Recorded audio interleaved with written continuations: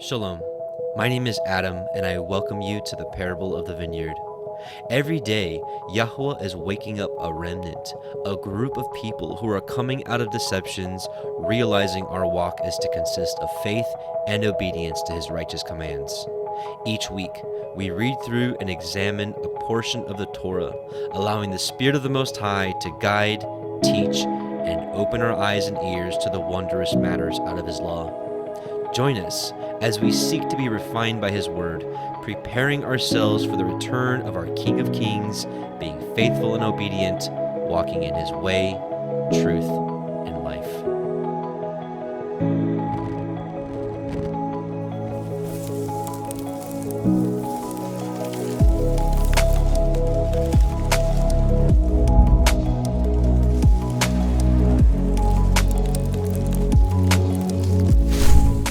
Shabbat Shalom and welcome back, brothers and sisters. Welcome to the Parable of the Vineyard YouTube live stream of our Torah portion reading.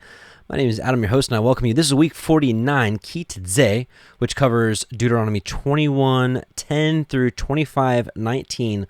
Lots to cover tonight. Lots of crazy topics today, like parapets and polygyny and stoning and a lot of other hot topics. I'm excited. Let's pray. Heavenly Father, Yahuwah Most High, we just come before you and bless you and praise you in Messiah Yahushua's name. Father, we thank you for sending your Son that we may have life and life everlasting. Thank you for redeeming us, Father. And we just ask that you open our eyes to the wondrous things written in your Torah, and we bless and praise you, especially for this Shabbat. We know that this is part of your creation, and in 6 days everything was made through your Son Yahushua, the Word. And on the seventh day you rested and created the Shabbat for us, Father, for all eternity. We thank you for this day of rest. And we just ask for your shalom to be with us, your face to be upon us, O Yah. And we just love you so much. In Yahushua's name, amen and hallelujah. So let's start with a shofar blast.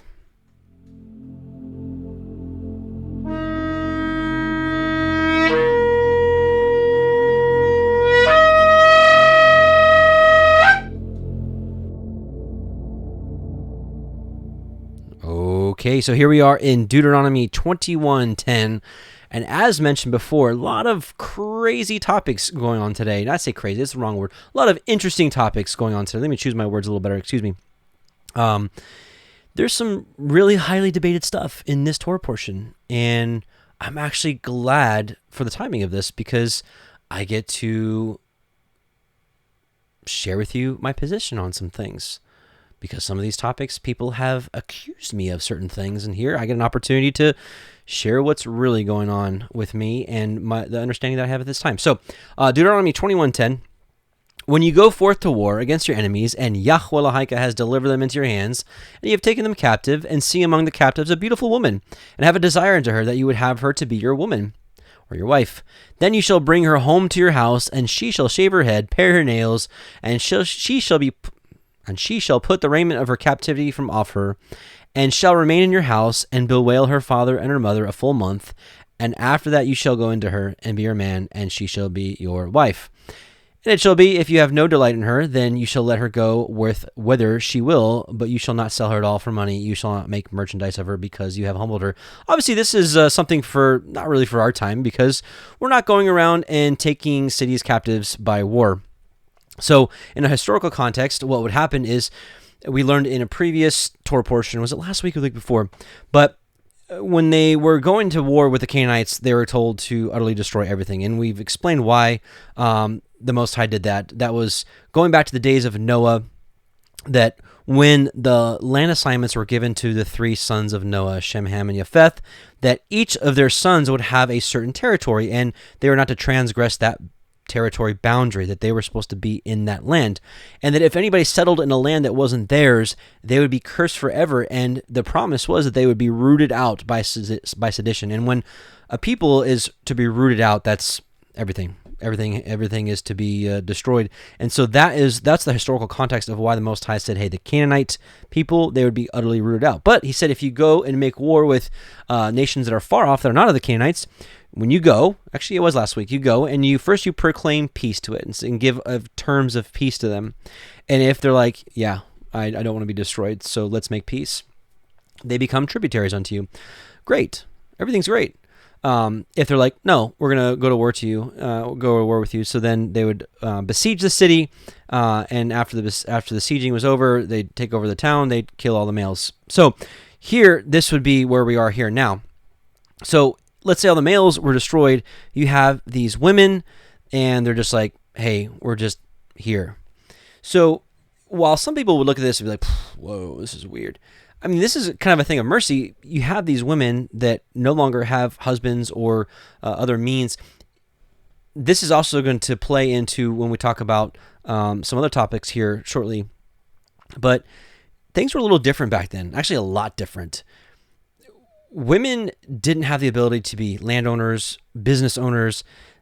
They weren't able to really provide for themselves like today. Today it's totally different. Women can totally own businesses, own land. They can do their own thing. They don't need a man. Back then they needed one. And so if an Israelite saw a woman and he brought her in to be his wife, that was an honorable thing to do. He was taking care of that woman and bringing her in. And otherwise they'd just be kind of left out there by themselves. So this was an act of mercy in that regard. So let's keep going. Verse 15. Now here's the other controversial one. If a man have two women, one beloved and another hated, and they have borne him children, both the beloved and the hated, and if the firstborn son be hers that was hated, then it shall be when he makes his sons to inherit that which he has, that he may not make the son of the beloved firstborn before the son of the hated, which is indeed the firstborn. But he shall acknowledge the son of the hated for the firstborn by giving him a double portion of all that he has, for he is the beginning of his strength. The right of the firstborn is his. So, long story short, this is saying if a man have two wives, which obviously this is the this is the interesting topic here, of course, polygyny, which we'll talk about in a second.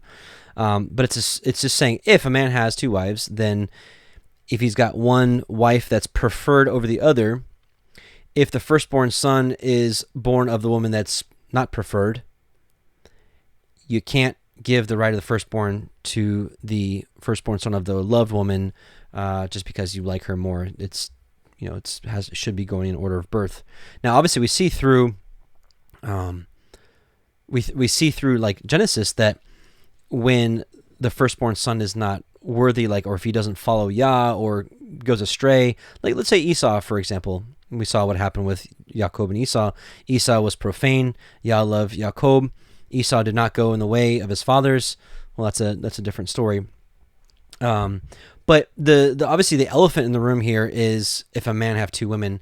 And so this brings up a topic of polygyny, which like I said, I'm actually glad this topic came up because there's been a lot of accusations laid towards me late as of late. That I am a polygynist or I have a desire to be a polygynist, which I'm glad because I have an opportunity to say, hey, guess what? I am not a polygynist and I have no desire to be a polygynist.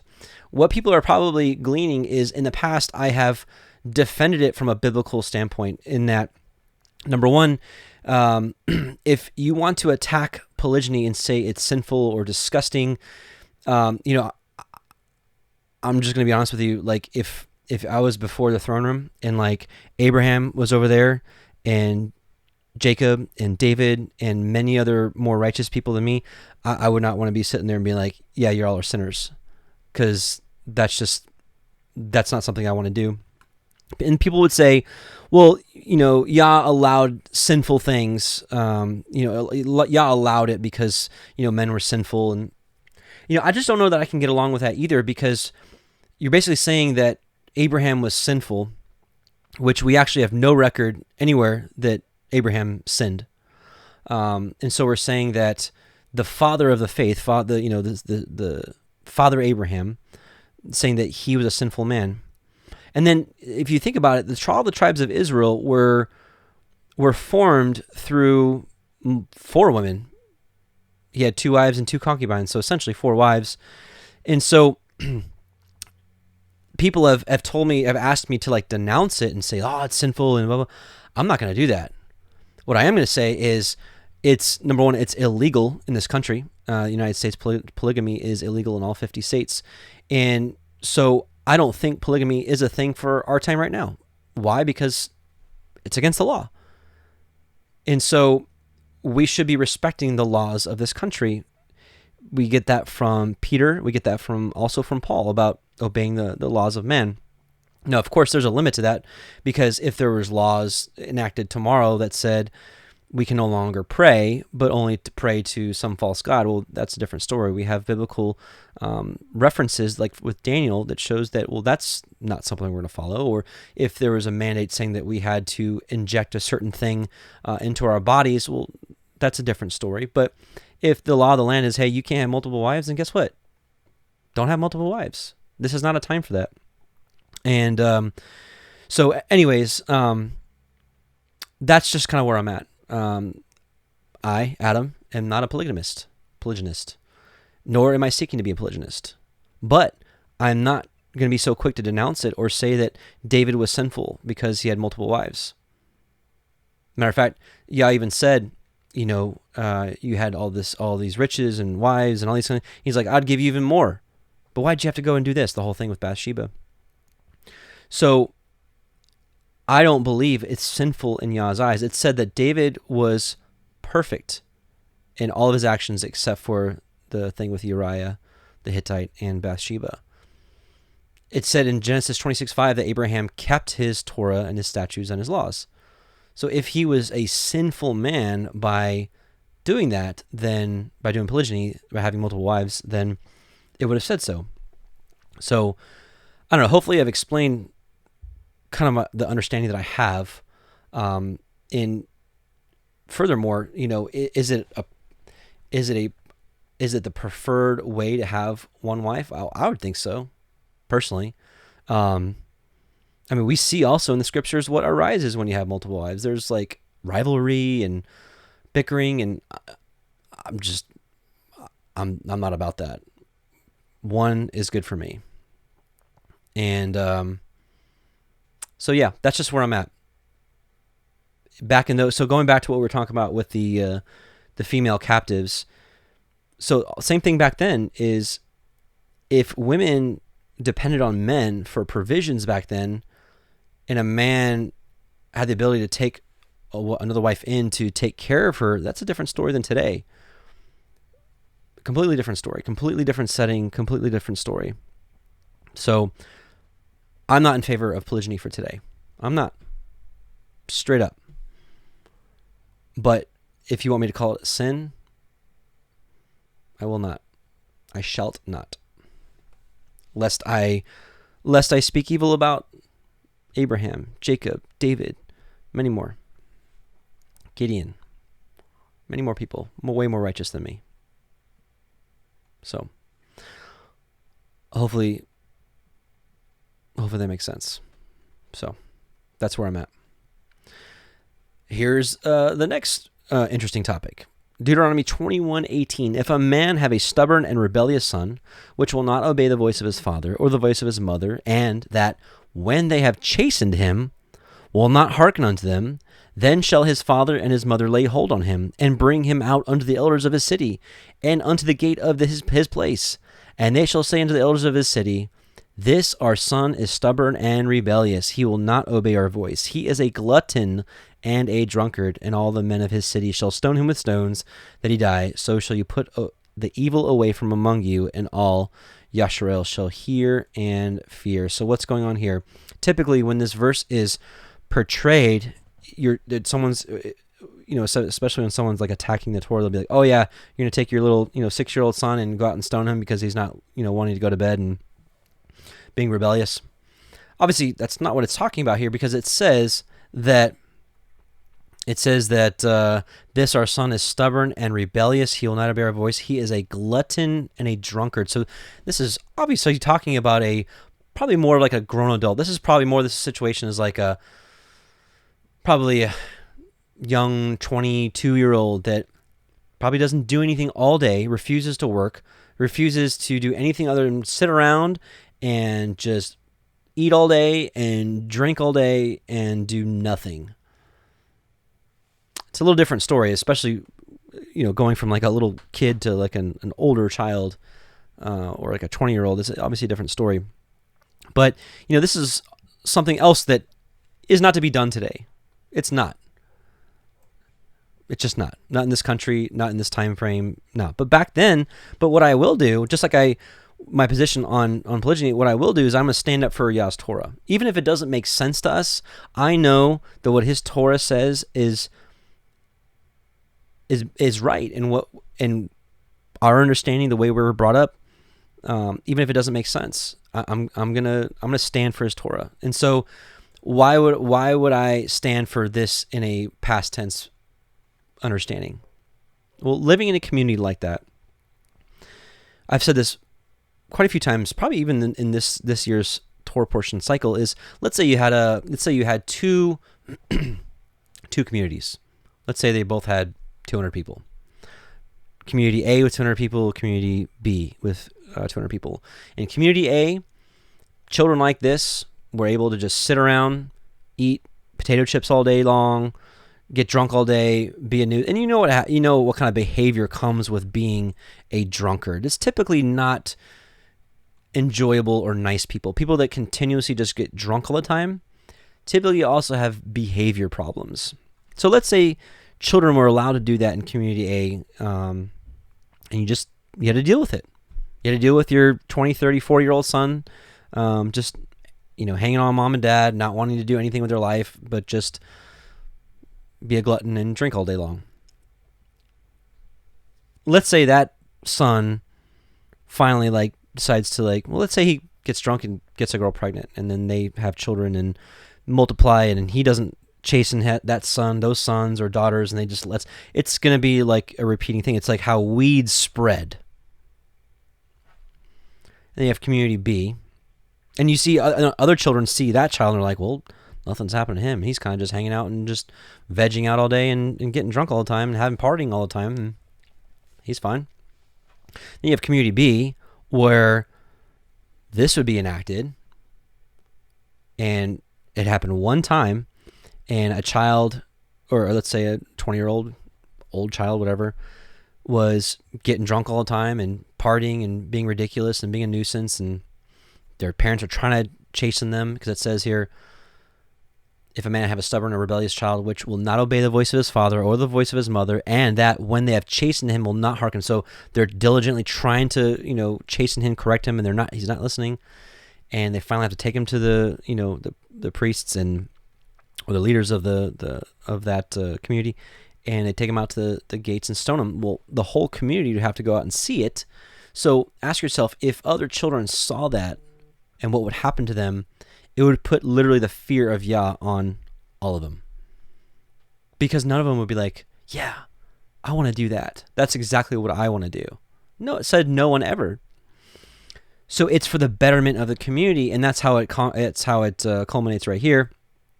And all the men of the city shall stone him with stones, and that he die. So shall you put away the evil from among you, and all Israel shall hear and fear. So it's for the betterment of the whole community. While it's a tragic ending for that son, it's for the betterment of the community. And so this is why I'm not going to sit here and say, well, that's a crazy Torah law. I don't like that. Is that something we're going to do now? No. Just like the previous topic we were talking about. Is that something we're doing now? No. Can I understand why? Yes. In a historical context? Yes, I can. Totally can. And likewise, from this, what maybe even derived from this is the Matthew 18 process. It starts out with, hey, when someone sins against you, go to them one-on-one. They don't hear you, bring 2 or 3 with you and go to that person. They still don't hear you, then you bring it before the leadership or even the whole community and say, this is what's going on. And so the whole community will see it. Maybe that's derived from it. Just something to consider. But what we can and should glean from this is chastening our children. We saw in Deuteronomy 6 that it's our responsibility as parents to teach our children diligently, the commandments, the Torah of Yah. Well, also, we know that children, every child, I know there's different degrees of it. Some children are just born out of the womb and just awesome. They obey and they're great and they're kind, and you have some children that need a little work. Those of you that have multiple children, you probably know. Your first child is like, wow, I want to have 50 of these. And then you have this number 2 and you're like, wow, this is a lot harder. Nevertheless, all children need chastening, period. Proverbs 23:13-14, withhold not correction from the child, for if you beat him with a rod, he shall not die. You shall beat him with a rod and shall deliver his soul from hell. It's all about the betterment of the individual, betterment of the community by chastening. Proverbs 13:24, he that spares his rod hates his son, but he that loves him chastens him betimes. Betimes means diligently. Proverbs 22:15, foolishness is bound in the heart of a child, but the rod of correction shall drive it far from him. Proverbs 29:15, the rod and reproof give wisdom, but a child left to himself brings his mother to shame. Jeremiah 30:11-15, for I am with you, says Yahuwah, to save you. Though I make a full end of all nations where I have scattered you, yet I will not make a full end of you, but I will correct you in measure, and I will not leave you altogether unpunished, because he's what? He's a good father. He's the best father. Our heavenly Father I'm talking about. For thus says Yahuwah, your bruise is incurable and your wound is grievous. There is none to plead your cause that you may be bound up. You have no healing medicines. All your lovers have forgotten you. They seek you not. For I have wounded you with the wound of an enemy, with the chastisement of a cruel one for the multitude of your iniquity, because your sins were increased. So here Yah is saying that he's like, I am correcting you. I am causing this pain on you to correct you because I love you. Why do you cry for your affliction? Your sorrow is incurable for the multitude of your iniquity, because your sins were increased. I have done these things unto you. This is a good father. This is what a good father does. Deuteronomy 8:5, you shall also consider in your heart that as a man chastens his son, so Yahuwah your Elohim chastens you. So our Heavenly Father should be chastening us. We should be chastening our children. A couple more in the book of Sirach. Sirach 30, verse 2-13, he who disciplines his son will profit by him, and will boast of him among acquaintances. He who teaches his son will make his enemies envious, and will glory in him in the presence of his friends. The father may die, and yet he is not dead, for he has left behind him one like himself. While alive he saw and rejoiced, and when he died he was not grieved. He has left behind him an avenger against his enemies, and one to repay the kindness of his friends. Think about Abraham leaving behind Yitzchak, and Yitzchak or Isaac leaving behind Jacob. Jacob leaving behind, well, most of his sons, but specifically think about Joseph. He who spoils his son will bind up his wounds, and his feelings will be troubled at every cry. This is something that I've had to really look at, is because what does this say? So he who spoils his son will bind up his wounds, and his feelings will be troubled at every cry. This is like one that's like, it's like, gosh, how do I want to explain this? It's like when you're too much. It's, oh, what's wrong? Are you okay? Oh, ooh. Like every little thing. Like riding a bike and falling. Oh, ooh, are you okay? Or like, you're okay. Come on, get up. It's not like it doesn't mean like not having compassion. We should have compassion, but it's like sometimes you can be too much. Too much coddling is not good for them. A horse that is untamed turns out to be stubborn, like an unbroken horse, like a wild bronco. And a son unrestrained turns out to be willful. Kind of like, this is what happens if a man have a stubborn and rebellious son. Maybe they didn't do a great enough job at the beginning in chastening that son. Maybe they let it get out of control, and then they're like, oh, we got to stop this. Let's start chastening him now. Maybe it's too late. I don't know. Pamper a child, and he will frighten you. That is scary. That's what I was talking about earlier, coddling or pampering.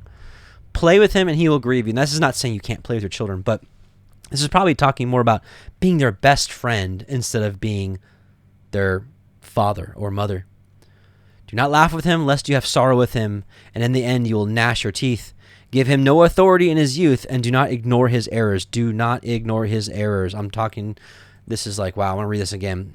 And do not ignore his errors. Don't be he's just young. There's always an opportunity for learning. Bow down his neck in his youth, and beat his sides while he is young, lest he become stubborn and disobey you, and you have sorrow of your soul from him. Now, let me tell you, brothers and sisters, there's a huge difference between beating your children and correcting. Right?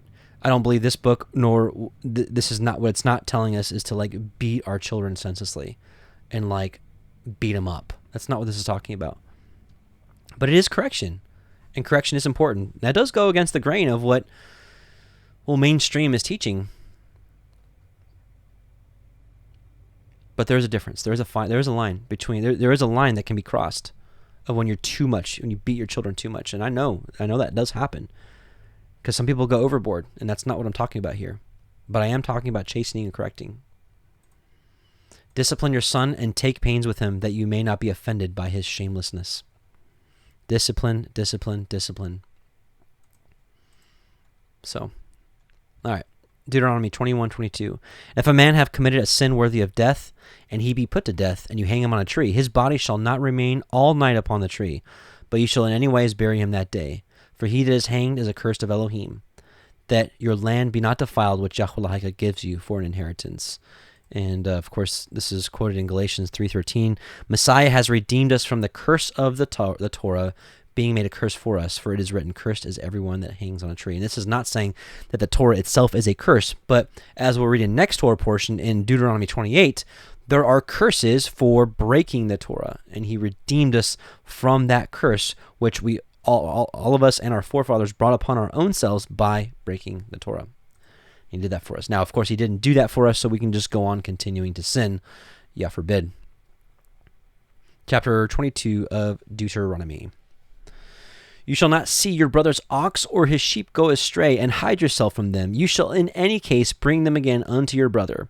And if your brother be not nigh or close to you, or if you know him not, then you shall bring it unto your own house, and it shall be with you until your brother seek after it, and you shall restore it to him again. In like manner you shall do with his ass, so shall you do with his raiment, and with all lost thing of your brother's, which he has lost, and you have found, shall you do likewise. You may not hide it.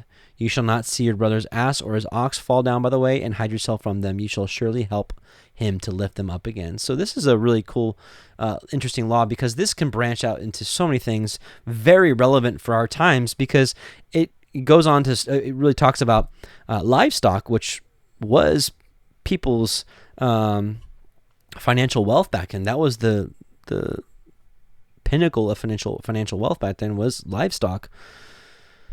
But it goes on to say, well, really anything that belongs to your brother. So that could be someone lost their shofar, their Bible, their glasses, keys. And this is something that we should diligently, this isn't like, when that happens, you should be like, awesome, here's an opportunity to do Torah. And make sure it gets back to them. This is a great learning lessons for your children. Like, they find $20 on the floor. Let's say you go to a local gathering, and your children's like, oh, I found $20, yay! Great, it's an opportunity we can make sure it gets to that person. Like next week in Shabbat, you'd be like, hey, did anybody lose $20? We found it, and be, oh, thank you so much, or whatever. Or even going to like, let's say that you can be a light in your neighborhood. So let's say you live in a neighborhood, and I think I remember talking about this last year, because I don't live there anymore, but the neighborhood I lived in before, I lived there for like 6-7 years, and there's always like the same dogs that get out all the time. And you have an opportunity, you can see the dog, and you can be like, oh, that dog's out again. Or you can be like, oh, that dog's out again, let me go get him, and let me bring him back to so-and-so. Hey, Cujo's out again. Here she is, or here he is. Oh, thank you. Maybe you can be a light to your neighborhood. Maybe that can be an excellent opportunity to show the light of Messiah. And be like, oh, you don't have to do that. Oh, I had no problem. I enjoy doing it. Or even like, hey, I had no problem that the Torah of the Most High says that this is something that something to do, and I get to follow Torah. I get to follow His commandments. So. Or let's say, you see that dog, because let's be honest, most of us don't live in an area where you're going to see someone's cow getting out. Some of you may do. Some of you may be like, most of you don't. You see someone's dog getting out, or a cat getting out, and you're like, I don't know, there's no tag. And well, if there is a tag, you can dial the number. Hey, I got Stanley. Where can I bring Stanley at? Oh, you can, here's my address, blah, blah, blah. Okay, great. Or they don't have a tag, and you're like, well, guess you're going to hang out with us for a little while. You can call the shelters, or you can make a post on wherever and be like, hey, we're we've got Stanley. Who's Stanley's owner? And you take care of that. What happened? You take care of that animal until the owner comes to retrieve it. So this is a very likely scenario for many of us. It doesn't have to be just animals. Like I said, anything.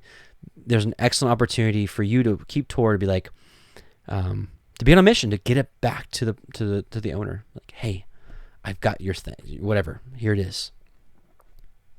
It's a great opportunity to keep Torah. You know. All right, Deuteronomy 22:5. Another interesting topic for today's world we live in. The woman shall not wear that which pertains unto a man, neither shall a man put on a woman's garment, for all that do so are abomination unto Yahuwah Elohika. So that's talking about cross-dressing. And if cross-dressing is an abomination unto Yahuwah, what's gender altercations in all kinds of this stuff? Think about that for today's world we live in. That'll give you something to pray about and mourn about and weep about what's going on in this world. How confusing it is for children today. I heard about a story where in a school that it's not only about gender identification, but it's also whatever you want to identify with. Like there's an elementary school child, or was it grade school? Maybe it was grade school. Excuse me. I think it was maybe middle school or junior high, whatever you call it. But a child wanted to identified as a cat, and they had to put a litter box in the bathroom. And the child, when asked questions at school, this sounds ridiculous, but I mean you can look it up for yourself.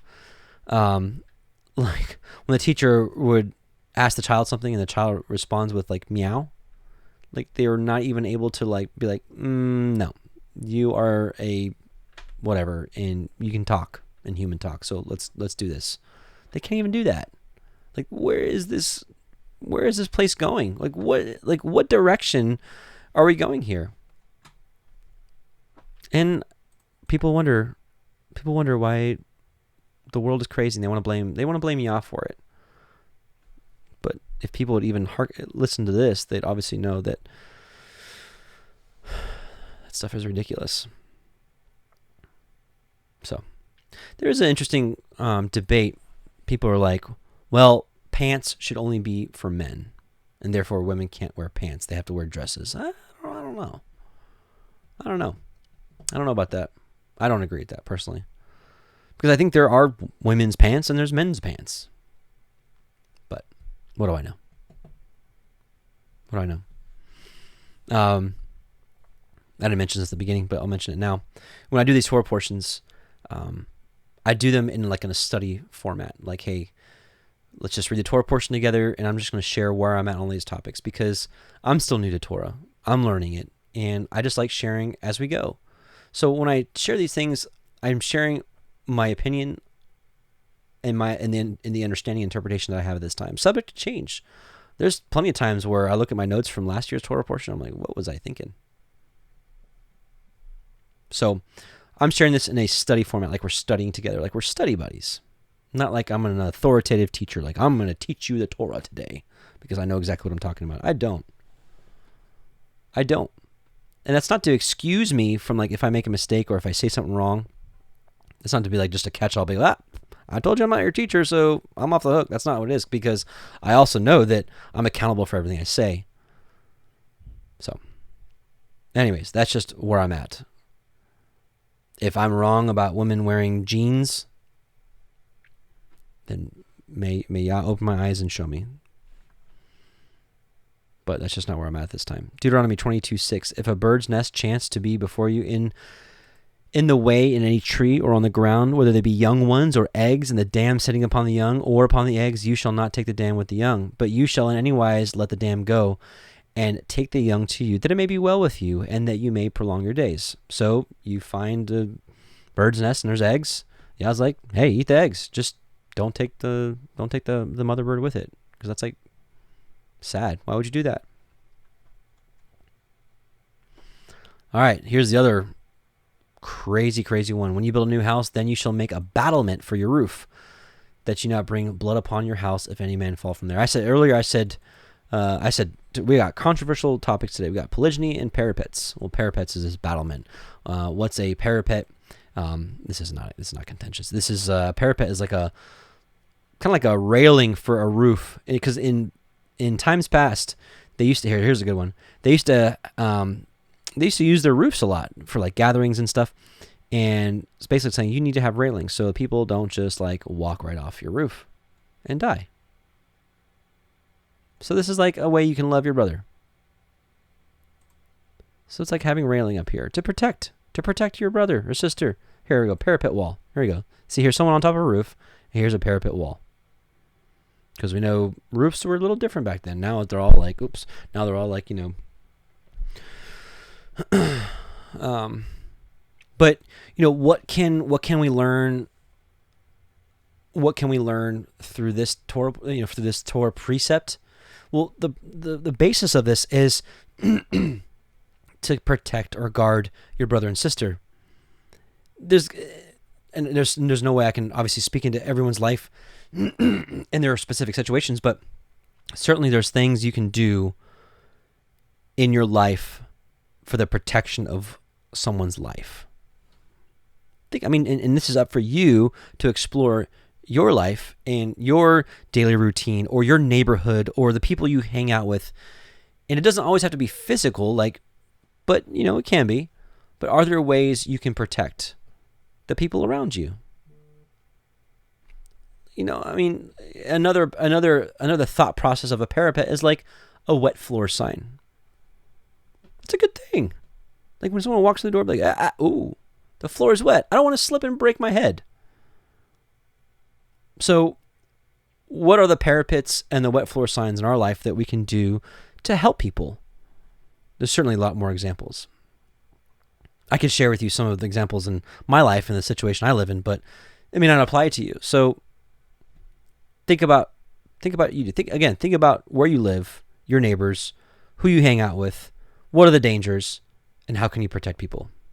There's got to be some ways you can think about. Or even work. What about work? Or school, whatever you do. Think about it. That's your homework. Go home, do your homework. All right, Deuteronomy 22:9. You shall not sow your vineyard with diverse seeds, lest the fruit of your seed which you have sown and the fruit of your vineyard be defiled. There's a lot of interesting ones, this one, about not mixing your seeds. There's been a lot of, I'm excited for our gathering at Shabbat, because this is always a topic that I love to hear from people that are actually farmers and shepherds, the people that raise, because we have some in our congregation, and because I am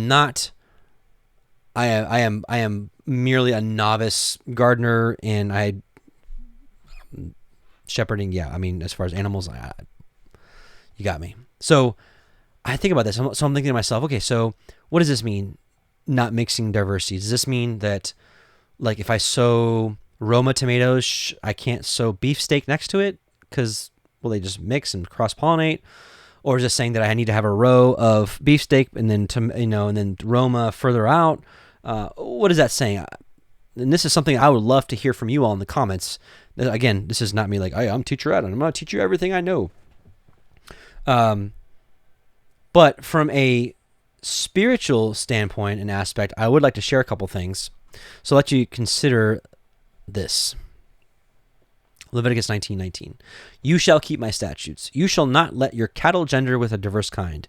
You shall not sow your field with mingled seed, neither shall a garment mingled of linen and woolen come upon you. So maybe there's some connection here between seeds of the field, seeds of gender, and then also garments being mixed together, which we'll talk actually about linen and wool shortly, because this is another one people like to bring up. You got mixed threads. You want to keep Torah, but you got mixed threads? Isaiah 5. Let's talk about it from a spiritual aspect. Isaiah 5, 1-4. Now will I sing to my well-beloved, a song of my beloved touching his vineyard. My well-beloved has a vineyard in a very fruitful hill, and he fenced it, and gathered out the stones thereof, and planted it with the choicest vine, and built a tower in the midst of it, and also made a winepress therein, and he looked that it should bring forth grapes, and it brought forth wild grapes. And now, O inhabitants of Jerusalem and men of Judah, judge, I pray you, betwixt me and my vineyard. What could have been done more to my vineyard that I have not done in it? Wherefore, when I looked that it should bring forth grapes, brought it forth wild grapes. So it's like, I sowed good seed, but why did some wild offshoot come out? John 15. I am the true vine, and my Father is the husbandman. Every branch in me that bears not fruit he takes away, and every branch that bears fruit he purges it, that it may bring forth more fruit. So now we're talking about a field here. And plants, and Messiah is saying that he literally is, he's the vine, and we're the offshoot of him.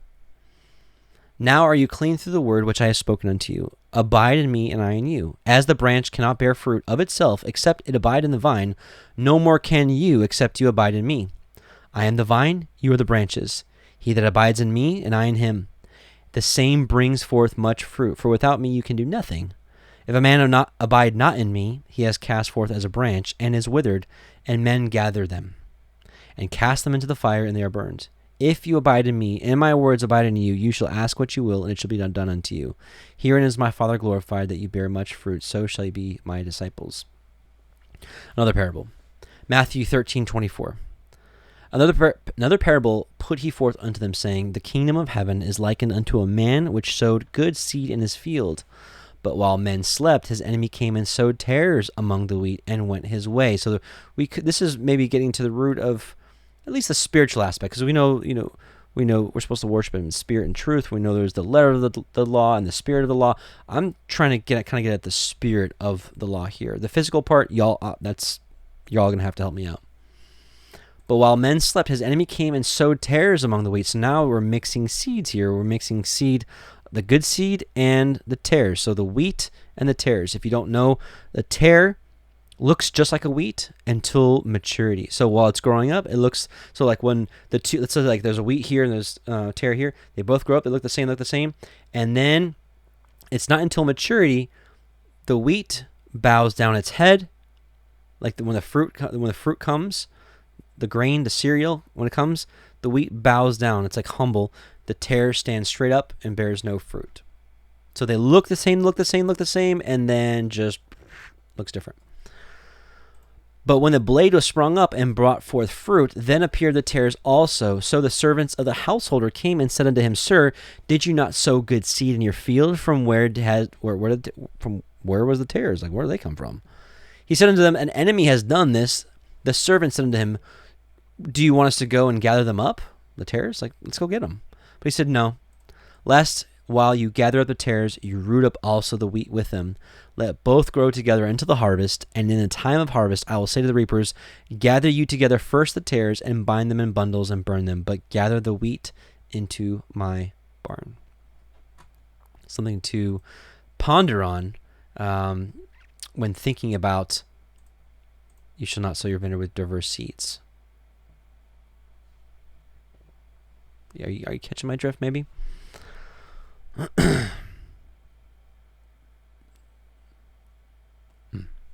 Okay. Deuteronomy 22:10. You shall not plow with an ox and an ass together. So these are both beasts of burden. Beasts of burden being like carrying a load, doing a lot of the physical labor in the field.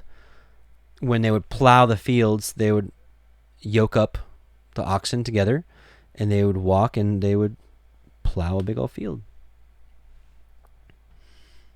But they're both beasts of burden, but they go at different speeds.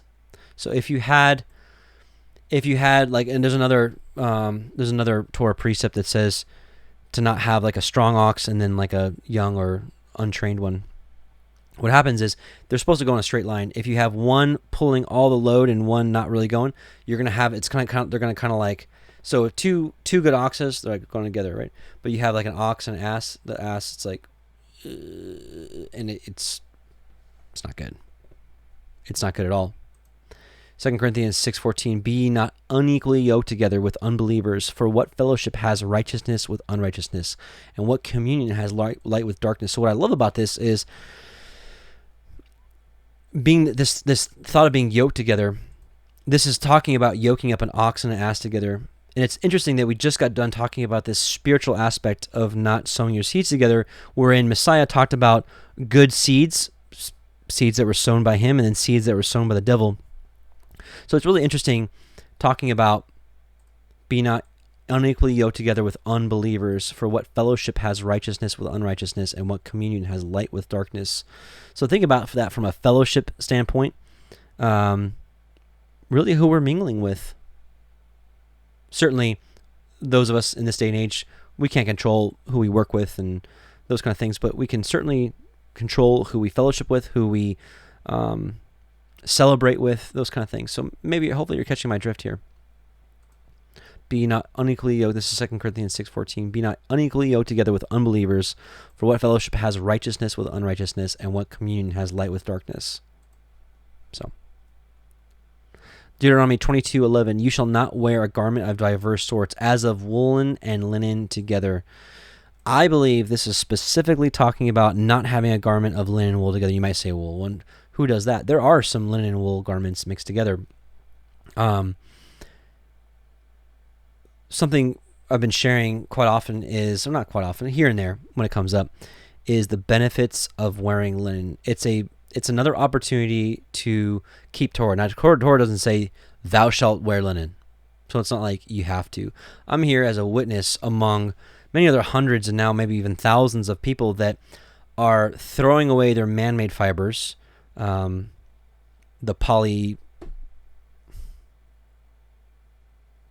polyester. Wow. Throwing away or giving away our polyester and getting biblical threads. You may say to yourself, wow, linen's expensive. Au contraire. No, it's not. You just got to go hunting for it. Goodwill, thrift stores, you can get like these really nice linen garments that probably originally cost $100 for a shirt or $60 for a shirt for like $3-4. You can go bargain hunting. Go to your local thrift store. Replace your wardrobe with linen or with wool. Wool is good for winter. Linen is good for pretty much everything else. I can tell you, as someone that only wears linen and wool now, I love it. Now, there are some websites that say there's like frequency tests and like linen gives you energy and raises frequencies. Maybe. I don't know. I don't know how reliable those tests are, because it's like I think it's just one website and they have a lot of claims, but not a lot of evidence to back it up. But as a witness, I'm just here to say I love wearing linen and wool, but we should not have a garment of them mixed together. That's just where I'm at this time. Some people will even say you can't wear a linen shirt and then a wool like sweater over it. I would say, I don't know. I'd say I don't think so. I think that's okay. I think it's specifically talking about don't add or take away the Torah. It says, don't wear a garment of diverse sorts, as of woolen and linen together. Don't mix them. Woolen being from the highest fiber from animals, and linen being the highest fiber from the plants, from the flax plant. So, next time someone's like, oh yeah, when you keep Torah, do you mix wool and linen together? I'm like, no, I don't. Do you? Be like, I like wearing linen. I like it. Deuteronomy 22:12. You shall make fringes, or Zitsit, upon the 4 quarters of your vesture, wherewith you cover yourself. We learned about this back in Numbers 15. The commandment was, here, we'll just read it. Numbers 15:37. And Yahuwah spoke unto Moshe, saying, speak unto the children of Israel, and bid them that they make fringes, or Zitsit, in the borders of their garments, throughout their generations, so like forever, that they put on the fringe of the borders of a band of blue. Now, some people would say, this is only for men. I don't think so. It says the children of Israel, and the usage of this children of Israel denotes men and women. Judaism says men only. I don't agree. So I think it's for men and women. And the only other requirement is that it needs to have some blue in it. And it shall be unto you for a fringe, or Zitsit, that you may look upon it. So you look down on it and you're like, keep the commandments of Yah. Why blue? Well, we've talked about it before. The throne is sapphire blue. The firmament is sapphire blue. And the tablets, the 2 commandments, the 10 commandments, two tablets of the 10 commandments are also a sapphire blue. So you're supposed to look at that blue strand and be like, think about, yeah. It shall be unto you for a fringe, that you may look upon it and remember all the commandments of Yahuwah and do them, and that you seek not after your own heart and your own eyes, which you used to go a-whoring. So it's supposed to remind you, don't go your ways, go Yah's ways, that you may remember and do all my commandments and be holy unto Yahuwah your Elohim. So it's supposed to remind us of Yah, and remind us to keep his commandments. Should we have to look at strings to remember his commandments? Should it be in our heart anyways? Yeah. But is this another just easy commandment that we get to keep? Yeah. And you never know. It might spark an amazing conversation with somebody. I've heard of some great testimonies. Actually, just happened to me the other day. I was walking out of Natural Grocers. I walked in, put my cart away, and walking out, and someone's like, "Shalom," and I'm like, "Shalom." I'm like, "How did you know?" The Zitsit. Let's us identify each other so we can say shalom and know that we're brothers and sisters. I love it. It's like, yeah, like radar. Like, oh, I see him. Because I don't know about you, but if I ran into you in the store, I want to recognize each other, and we can instantly recognize each other with the Zitsit. Are they supposed to be like hanging down our ankles so that, no. Do they have to be like extra long? No. Should they maybe just be a little bit visible? Yeah, I think so. Is it for like a big show? Like, oh, look at me. I got my Zitsit on. I'm keeping Torah and you're not. No. Not at all. God forbid. But it should be visible to us. And I think it should be visible to others so we can see each other. Or someone can be like, what are those strings on your pants? What are they all about? Oh, I'm glad you asked. You can share your testimony. And let's not forget, Messiah wore them. Matthew 9:20. And behold, a woman which was diseased with an issue of blood 12 years came behind him and touched the hem of his garment. And when you look at this, it says fringes.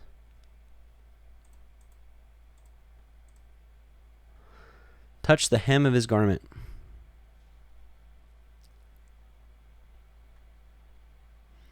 The hem. The border. A tassel. The fringe of a garment. Shall make fringes. So, Messiah wore the Zitsit. We're supposed to walk as he walked, right? If you need Zitsit, you can just get some string. You can just go get some string and look up YouTube videos how to make them yourself. If you're like me and you're like, oh, what? You can have someone make them for you. If you're running out of options, you're like, I don't know where to get them. Not on Shabbat, but you can look at the description box. It's got ministry information.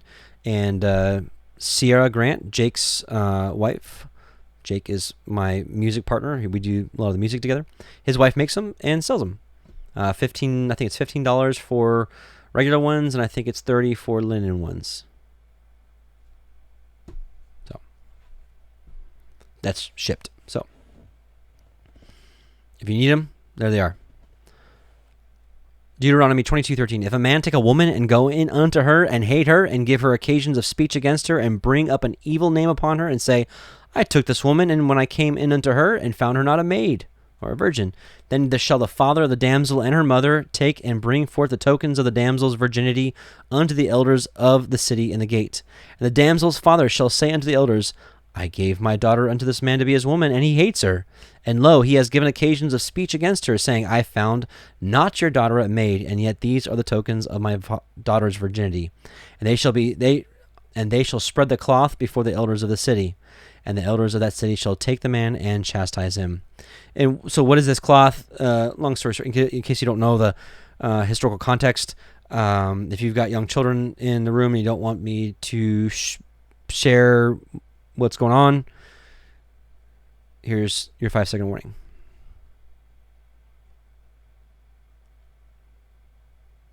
Okay, you're still here. So when a man would go into a woman and she was a virgin, you guys know what happens. There's a little blood. There would be like a specific cloth that would be laid down underneath, and that would like used for catch and wipe, whatever, and so they'd have that as evidence. Virgin. And the elders of that city shall take that man and chastise him, and they shall immerse him in 100 shekels of silver, and give them unto the father of the damsel, because he has brought up an evil name upon a virgin of Israel, and she shall be his woman. He may not put her away all his days. But if this thing be true, and the tokens of virginity be not found for the damsel, then they shall bring out the damsel to the door of her father's house, and the men of her city shall stone her with stones, that she die, because she has wrought folly in Israel to play the whore in her father's house.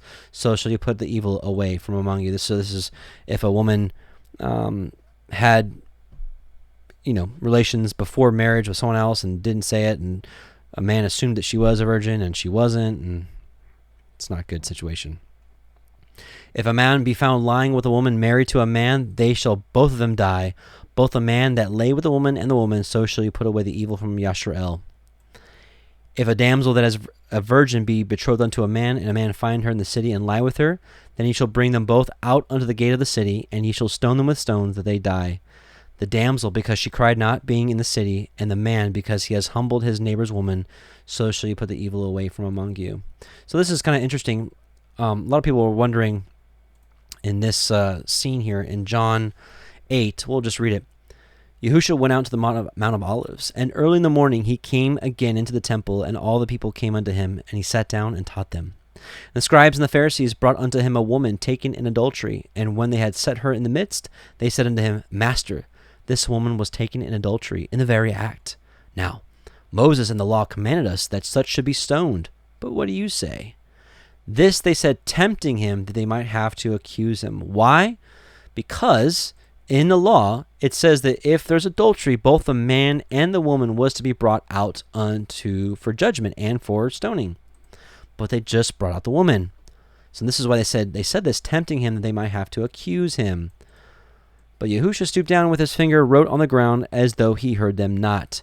So when they continued asking him, he lifted up himself, and said unto them, He that is without sin among you, let him first cast a stone at her. And again he stooped down and wrote on the ground. And they which heard it, being convicted by their own conscience, why? Because they were trying to accuse him. They were trying to trip up Yahushua. So Messiah is like, who he was without you? I'm sorry. He that is without sin among you, let him first cast a stone. This is not saying that, hey, since you all have sinned before in your past, we can't judge this woman. That's not what he's saying. Although that's what's typically implied, and that's what I believe for a long time. He's saying you guys are sinning here because you're breaking Torah by only bringing out the woman. So he who is without sin among you for doing what you're doing right now, let him first cast a stone at her. And they which heard it, being convicted by their own conscience because of what they were trying to do to Messiah, went out one by one, beginning at the eldest, even unto the last. And Yahushua was left alone, and the woman standing in the midst. And when Yahushua had lifted up himself and saw none but the woman, he said unto her, Woman, where are those thine accusers? Has no man condemned you? She said, No man, Master. And Yahushua said unto her, Neither do I condemn you. Go and sin no more. Why? Because he knew she sinned, but they were trying to do this the wrong way by an illegal proceeding here against Torah, only doing it this way to trip up Yahushua. And he's like, I ain't going to do it. So Deuteronomy 22:25. But if a man find a betrothed damsel in the field, and the man force her and lie with her, then the man only that lay with her shall die. But unto the damsel you shall do nothing. There is in the damsel no sin worthy of death. For as when a man rises against his neighbor and slays him, even so is this matter. For he found her in the field, and the betrothed damsel cried, and there was none to save her. So this definitely sheds light on a previous verse in Exodus that makes it seem like if a man rapes a woman, the woman has to marry her rapist. That's not true. If a man rapes a woman, he's dead. There is no a woman marrying her rapist. If a man, Deuteronomy 22:28, if a man find a damsel that is a virgin which is not betrothed, and lay hold on her, and lie with her, and they be found, then the man that lay with her shall give unto the damsel's father 50 shekels of silver, and she shall be his woman, because he has humbled her. He may not put her away all of his days. So this is something to consider. We have the letter of the law and the spirit of the law. Here in the spirit of the law, we see that if a man has intercourse with a woman, and she's a virgin, he has to marry her. Well, the question would arise, well, if a man has relations with a woman who's not a virgin, should he marry her? Well, in being in Torah, I believe we should. I think we see the heart of the Father here, which is, hey, they had relations. Maybe the situation wasn't perfect, but you should get married, if that makes sense. I don't think we should be like the world and just do this deed and just be like, well, yeah, never mind, see ya.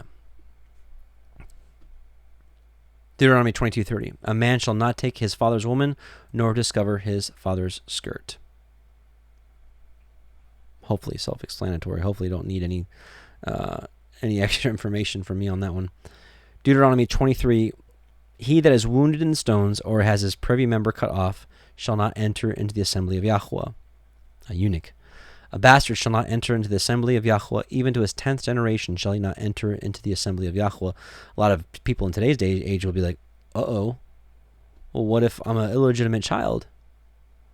What if my parents conceived me? What if I'm a child of fornication or a child of a one-night stand or whatever? There's a lot of people like this, and you're like, well, I can't enter into the assembly of Yah. I didn't choose this. I didn't choose that. I came into this world that way, but I choose now to serve you, Yah. I can't enter into the assembly. Or an Ammonite or a Moabite shall not enter into the assembly of Yahuwah. Even to their 10th generation shall they not enter into the assembly of Yahuwah forever. Because they met you not with bread and with water in the way when you came forth out of Mitzrayim, and because they hired against you Balaam, the son of Beor, of Pethor, of Aram Naharaim, to curse you. So people, this is an interesting question for a lot of people. They're like, well, what if any of these things happen and it's not my choice? Well, praise Yah, there's a new way through Yahusha. Isaiah 56, 1-8, which answers this Torah portion right here. But what about these things that we can't even, we can't change that? Isaiah 56. Thus says Yahuwah, keep ye judgment and do justice. Judgment is right ruling. Right ruling, you get those in the Mishpatim, which is Exodus 21 through 24, roughly. And do justice, for my salvation is near to come, and my righteousness to be revealed. Blessed is the man that does this, and the son of man that lays hold on it, that keeping the Shabbat from polluting it, and keeping his hand from doing any evil. Neither let the son of the stranger that has joined himself to Yahuwah speak, saying, stranger, this mentions it right here. Neither let the son of the stranger that has joined himself to Yahuwah speak, saying, Yahuwah has utterly separated me from his people. Neither let the eunuch say, which answers this part here, neither let the eunuch say, behold, I am a dry tree. For thus says Yahuwah unto the eunuchs that keep my Shabbats, and choose the things that please me, and take hold of my covenant. Even unto them will I give in mine house, and within my walls a place and a name better than of sons and daughters. I will give them an everlasting name that shall not be cut off. Also the sons of the stranger that join themselves to Yahuwah to serve him, and to love the name of Yahuwah, to be his servants, everyone that keeps the Shabbat from polluting it, and taking hold of my covenant, even them will I bring to my holy mountain, and make them joyful in my house of prayer. Their burnt offerings and their sacrifices shall be accepted upon mine altar, for mine house shall be called a house of prayer for all people. Yahuwah Elohim, which gathered the outcast of Israel, says, yet will I gather others to him besides those that are gathered unto him.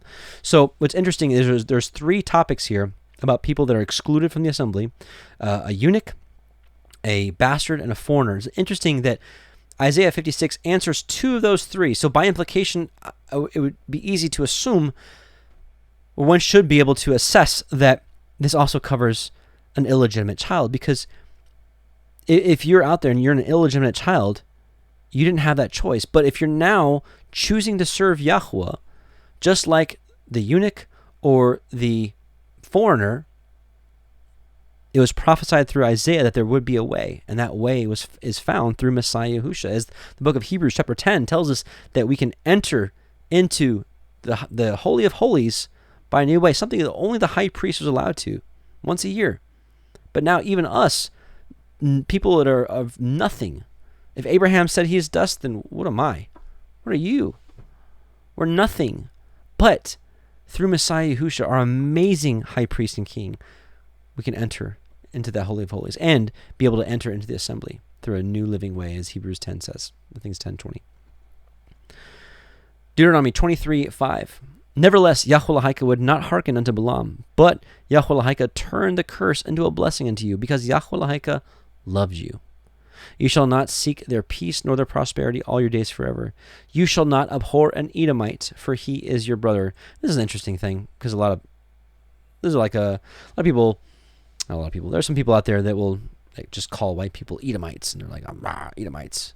Well, even the Torah says, if that's true, if all white people are Edomites, the Torah even says, don't do that. Don't hate them.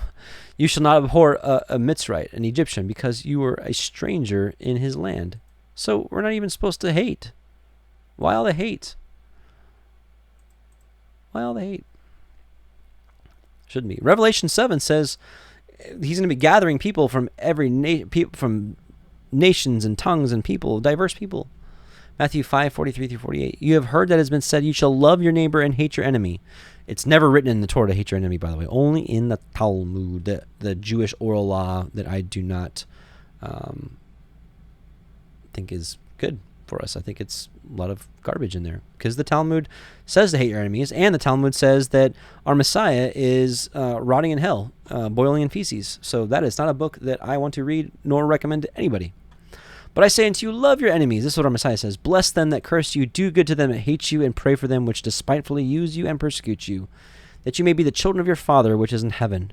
For he makes his sun to rise on the evil and on the good, and sends rain on the just and on the unjust. For if you love them which love you, what reward have you? Do not even the publicans the same? And if you salute your brethren only, what do you more than others? Do not even the publicans so? Be ye therefore perfect, even as your Father which is in heaven is perfect. That's what we should be striving for. Okay. Deuteronomy 23:8. The children that are begotten of them shall enter in the assembly of Yahuwah in their third generation, of the Edomite and the Mitzrite. Okay. When the host goes forth against your enemies, then guard you from every wicked thing. If there be among you any man that is not clean by reason of uncleanness that chances him by night, then shall he go abroad out of the camp, he shall not come within the camp. But it shall be, when evening comes on, he shall wash himself with water, and when the sun is down, he shall come into the camp again.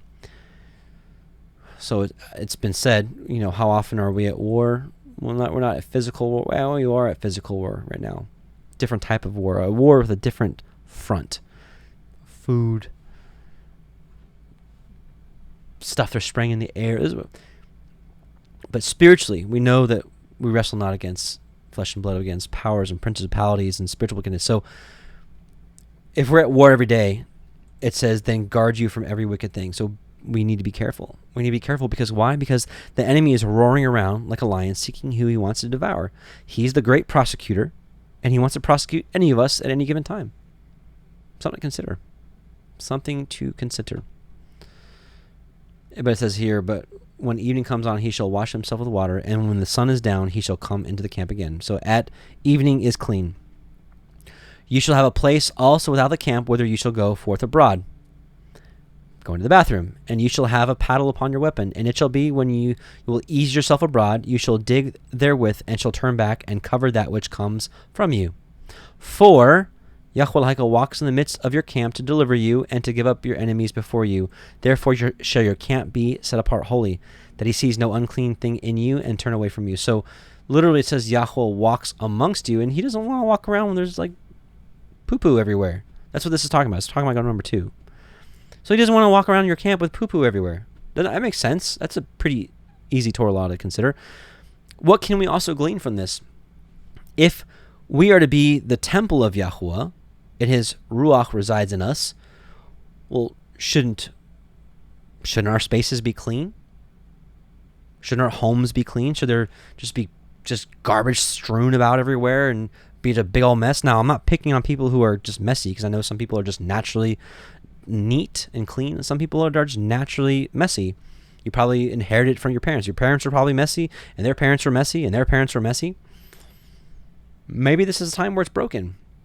I'm not telling you what to do. I'm just saying, can we glean from this? Imagine if Yahuwah was walking through your house right now. Would he even want to? Or would he be like, gross? Just again, we're in my living room right now, which is also my kitchen and everything else.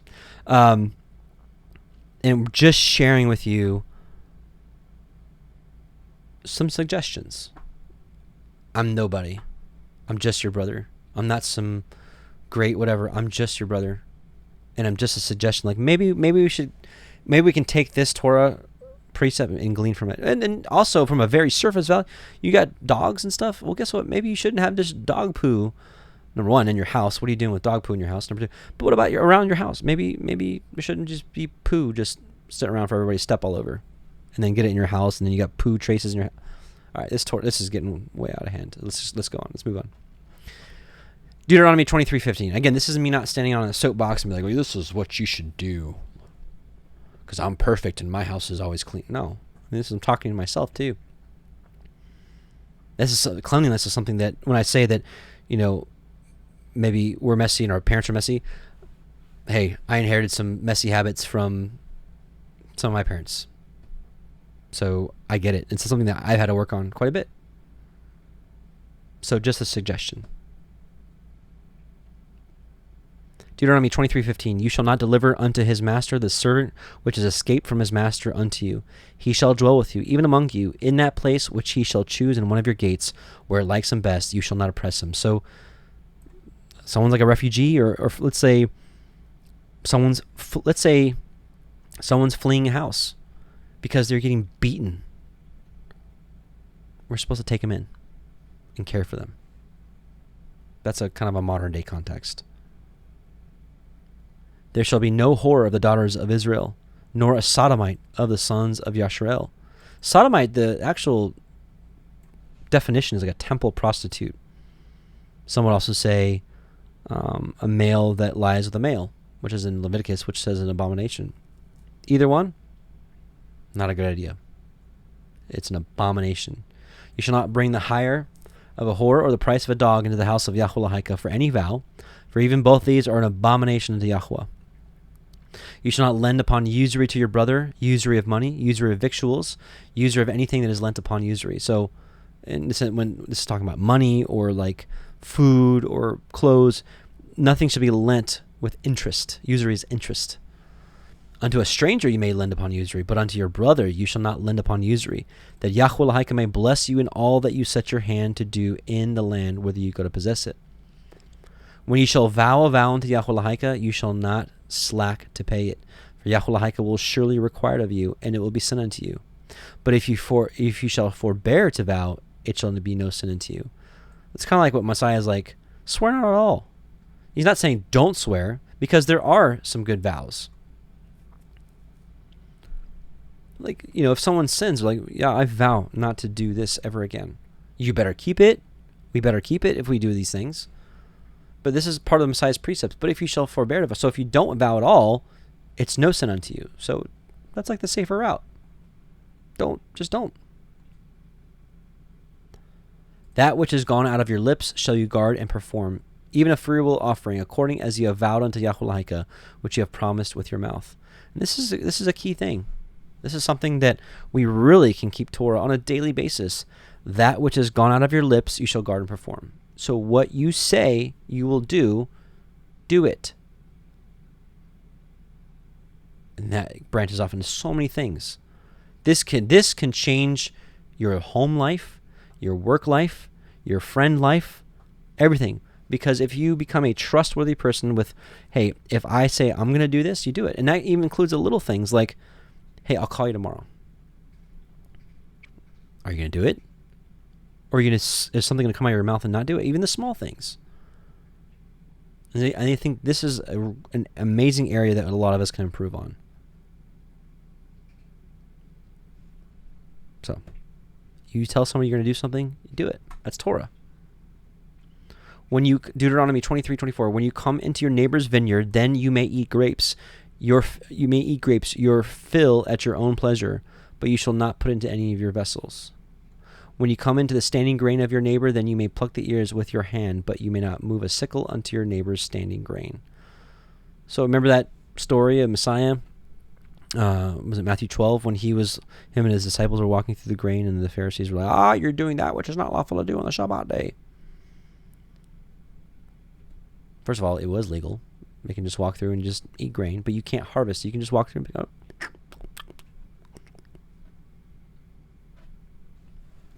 Deuteronomy 24.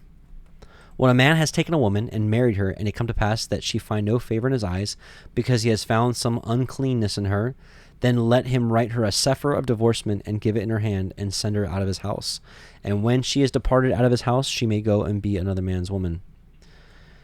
So according to Torah, it is okay to divorce. Now later on in Messiah, in Matthew 5 and in Matthew 19, I believe, it seems on the surface that he's saying something else, like if you divorce somebody and marry another, you commit adultery.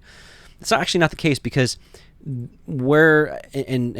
this is actually a long study.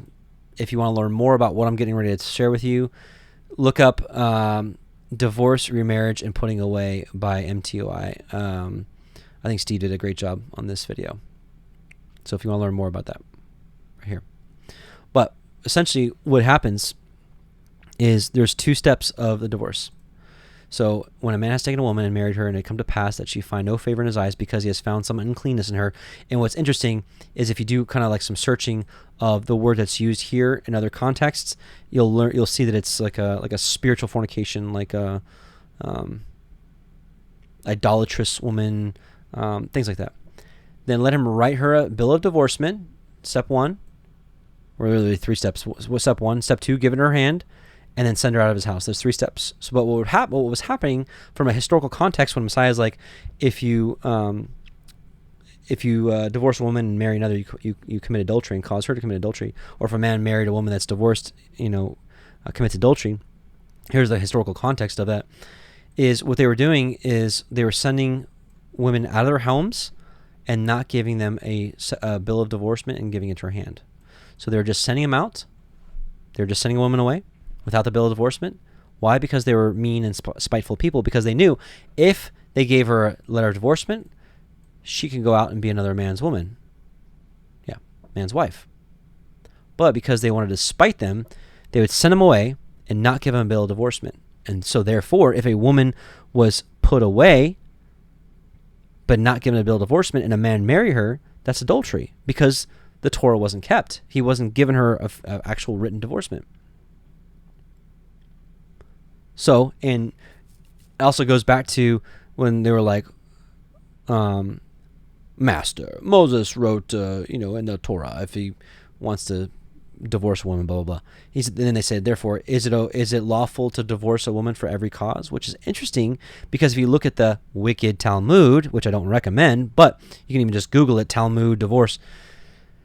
The Talmud says that a man can divorce a woman for every cause, including if she messes up dinner, a meal, or if he finds another woman more attractive. That's grounds for divorce, according to Jewish law, which is ridiculous, of course. There should be some serious grounds for that. And if you do some research on this uncleanness here, it really lent to spiritual fornication. Physical fornication, adultery, they're stoned. So that's obviously not what this is talking about. There's no need for a divorce if a woman was caught in adultery back then. They would just stone her. So, again, and when she is departed out of his house, she may go and be another man's woman. If the latter man hate her, so husband number 2, and write her a sefer divorcement and gives it in her hand and sends her out, all 3 phases. Or if the latter man die, which took her to be his woman, her former man, which sent her away, may not take her again to be his woman. After that she is defiled, for that is an abomination before Yahuwah, and you shall not cause the land to sin, which Yahuwah gives you for an inheritance. So this is really the mystery of the gospel, the mystery of the good news of being able to reconcile Yah's people that were sent away, specifically the northern house that was given a divorcement. Why? Because once they're divorced and sent away and become someone else's, he couldn't take her back. But that was the mystery of the gospel.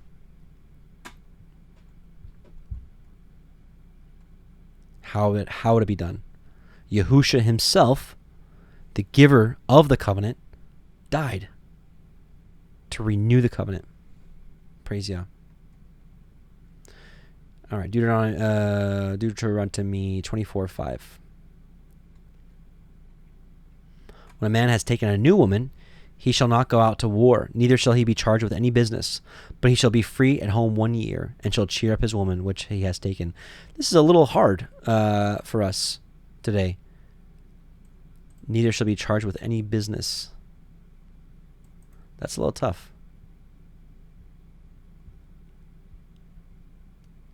How many of us can take off work for a whole year when we get married?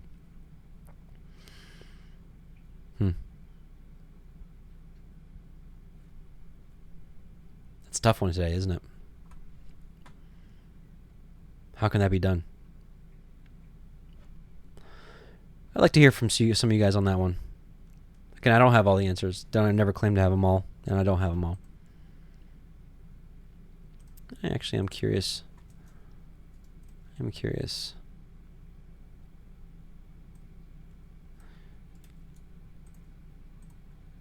We'll do some on-the-spot research here. Charged with any business. Business, occupation, acts matter.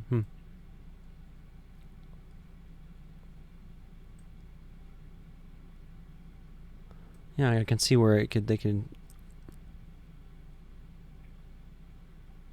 I'm gonna do some more research. I apologize. I didn't do more research on this one prior to this stream.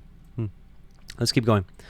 Deuteronomy 24:6. No man shall take the nether, which is the bottom, or the upper millstone of pledge. The millstone had two parts, a top and a bottom. That's how they grind their grain, their daily bread. Which is another amazing topic about no longer eating dead flour, dead bread, but milling our own grain. Buying our own organic wheat berries or einkorn or barley or whatever, and grinding our own flour, fresh flour that day. That includes all the stuff, because white flour has all the good stuff sifted out of it, basically all the good things, and it just becomes dead bread. But milling our own bread, life-changing. But anyways, back to on point. No man shall take the nether or the upper millstone of pledge, for he takes a man's life to pledge. Why? Because it was daily bread. Every single day they would grind fresh flour and make their daily bread. And that's how people lived.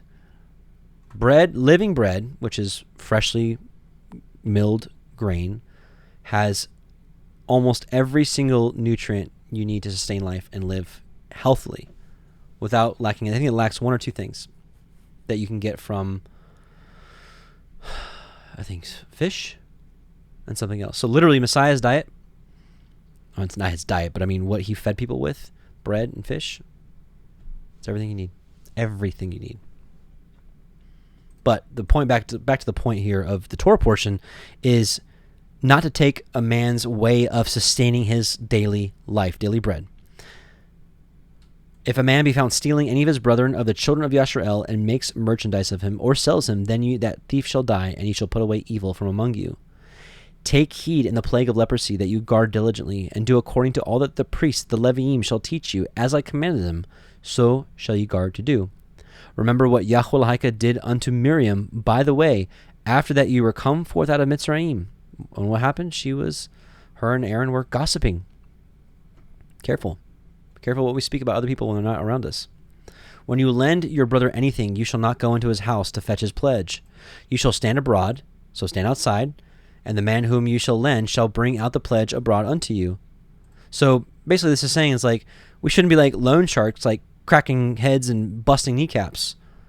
Like, give me what you owe me, or I'm going to break your kneecap. I'm coming inside and breaking your kneecap. Like, no, don't do that. We should be patient and kind with each other. It reminds me of that parable that the man had that debt that could not be paid.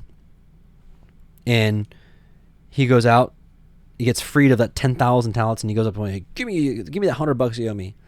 And if you don't, I'm going to send you into to prison. And if the man be poor, you shall not sleep with his pledge.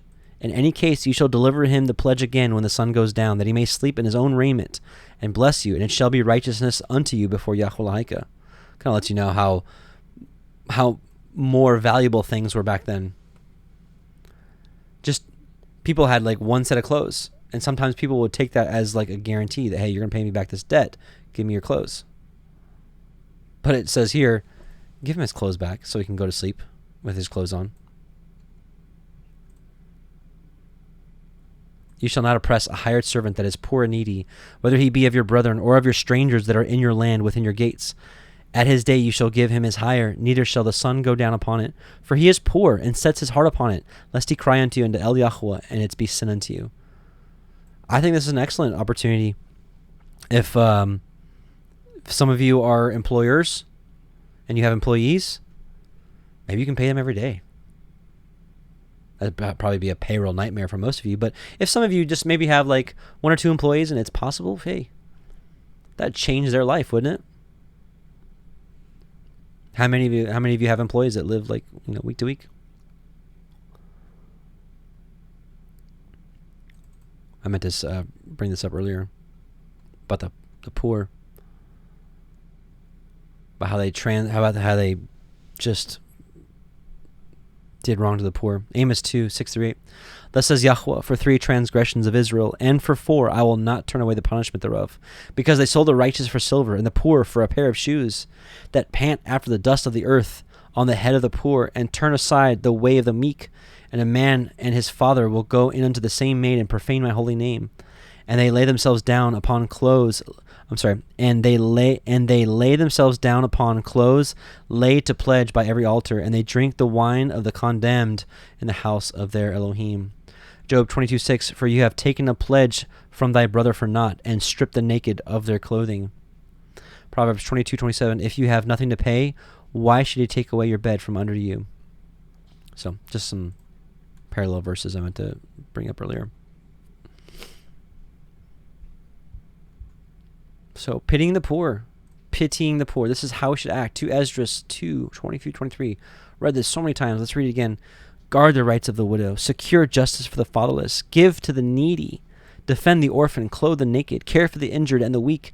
And do not ridicule a lame man. Protect the maimed, and let the blind man have a vision of my splendor. Protect the old and the young within your walls. And when you find any who are dead, commit them to the grave and mark it. And I'll give you the first place in my resurrection. Man, pity the poor. Be generous.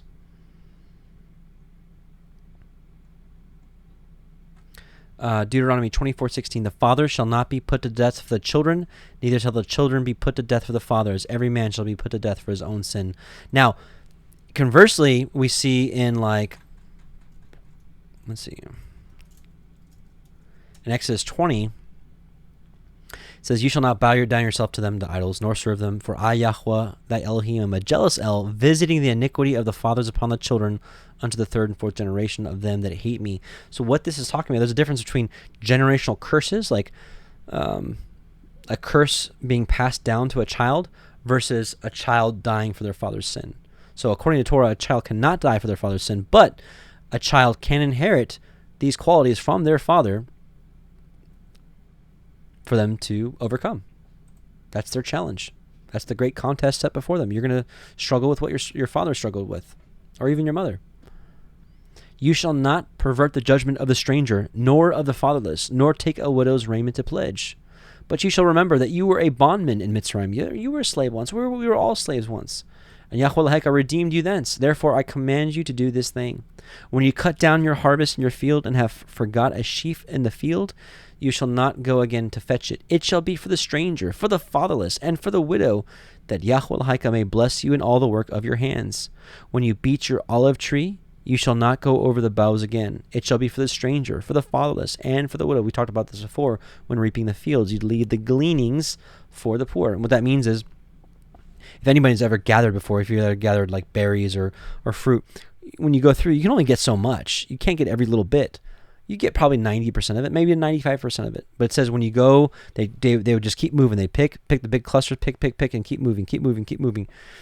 And there'd be some stuff left behind. So it's basically saying, don't go back and be greedy and get that. Leave that for the poor. So just more evidence of caring for the weak ones.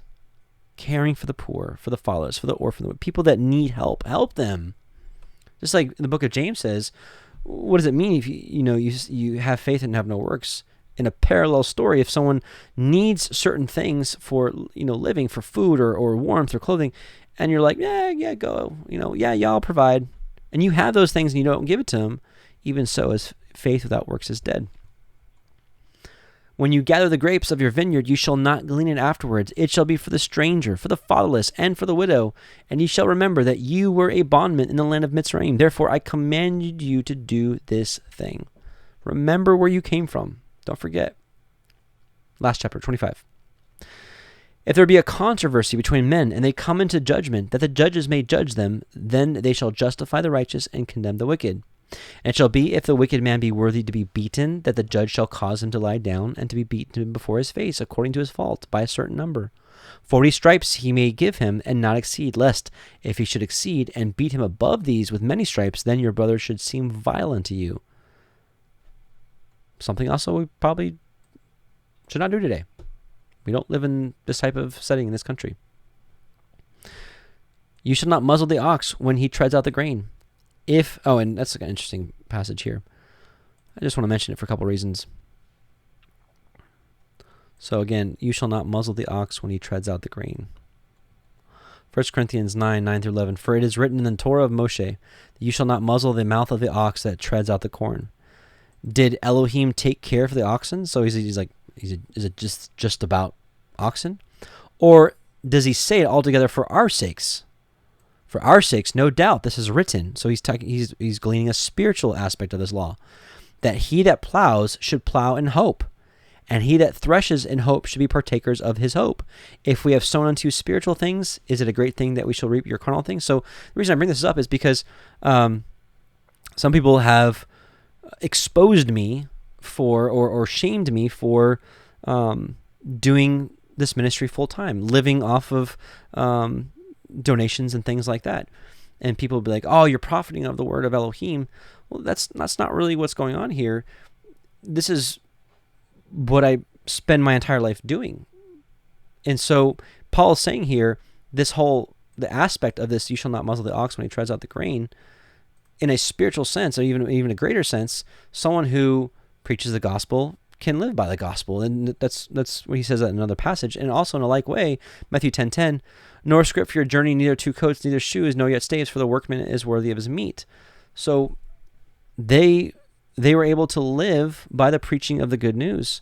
And so I wouldn't be so quick to condemn somebody that does this full time, and this is how they also make their earning. It's the same way, in a different way, but in a very like way. The Levites, the priests, that's all they did. They taught the word of Elohim. They did the offerings, and they set up the tabernacle and took care of the tabernacle. And that's how they lived. So, just want to share that. If brethren dwell together, and one of them die, and have no child, the woman of the dead shall not marry without unto a stranger. Her man's brother shall go unto her, and shall take her to him to be his woman, and perform the duty of a man's brother unto her. And it shall be that the firstborn which she bears shall succeed in the name of his brother which is dead, that his name be put out of Yasharel. So what this is saying is, let's say you had a brother, and he married a wife, and they didn't have any children, and he died. The Torah is saying that you should take her to be your wife, to raise up seed. And that firstborn that she bears will be your brother's, so that his name can continue on. It's like doing a nice thing. And if the man like not to take his brother's woman, then let his brother's woman go up to the gate unto the elders, and say, my man's brother refuses to raise up unto his brother a name in Yasharel. He will not perform the duty of my man's brother. Then the elders of that city shall call him and speak unto him. And if he stand to it and say, I like not to take her, then shall his brother's woman come unto him in the presence of the elders, and loose his shoe from off his foot, and spit in his face, and shall answer and say, so shall it be done unto the man that will not build up his brother's house. And his name shall be called in Yasharel, the house of him that has his shoe loosed. Super random, right? Like, where did that come from? It actually came from somewhere. Testament of Zebulun. I'll read it for you. Testament of Zebulun, chapter 7, verse 23. Testament of Zebulun, chapter 1, verses 7 through 23. But I wept in secret many days on account of Joseph, for I feared my brethren, because they had all agreed that if anyone should declare this secret, he should be slain. That's, of course, selling him and going to Egypt. But when they wished to kill him, I adjured them with much tears not to be guilty of this sin. For Simeon and Gad came against Joseph to kill him, and he said unto them with tears, Pity me, my brethren. Have mercy upon the bowels of Jacob our father. Lay not upon me your hands to shed innocent blood, for I have not sinned against you. And if indeed I have sinned, with chastening chastise me, my brethren, but not lay upon me your hand for the sake of Jacob our father. And as he spoke these words, wailing as he did so, I was unable to bear his lamentations, and began to weep, and my liver was poured out, and all the substance of my bowels was loosened. And I wept with Joseph, and my heart sounded, and the joints of my body trembled, and I was not able to stand. And when Joseph saw me weeping with him, and them coming against him to slay him, he fled behind me, beseeching them. But meanwhile Reuben arose and said, Come, my brethren, let us not slay him, but let us cast him into one of these dry pits, which our fathers digged, and found no water. For this cause Yahuwah forbade that water should rise up in them, in order that Joseph should be preserved. And they did so until they sold him to the Ishmaelites. For in his price I had no share, my children. But Simeon and Gad and 6 other of our brethren took the price of Joseph, and bought sandals for themselves, and their wives, and their children, saying, We will not eat of it, for it is the price of our brother's blood. But we will assuredly tread it under foot, because he said that he would be king over us. And so let us see what will become of his dreams. Therefore it is written in the Torah of Moshe, and of course this was probably added later, but probably just written, therefore it is written in the law, that whosoever will not raise up his seed to his brother, his sandals shall be unloosed, and they shall spit in his face. And the brethren of Joseph wished not that their brother should live, and Yahuwah loosed from them the sandal which they wore against Joseph their brother. For when they came into Egypt, they were unloosed by the servant of Joseph outside the gate, and so they made obeisance to Joseph after the fashion of the king Pharaoh. And not only did they make obeisance to him, but were spit upon also, falling down before him forthwith, and so they were put to shame before the Egyptians. Now you know. Deuteronomy 25:11, almost done. When men strive together one with another, and the woman of the one draws near for to deliver her man out of the hand of him that smites him, and puts forth her hand and takes him by the secrets, which is, well, you can probably guess where it hurts men the worst, then you shall cut off her hand, your eye shall not pity her. Probably also something we should not do today.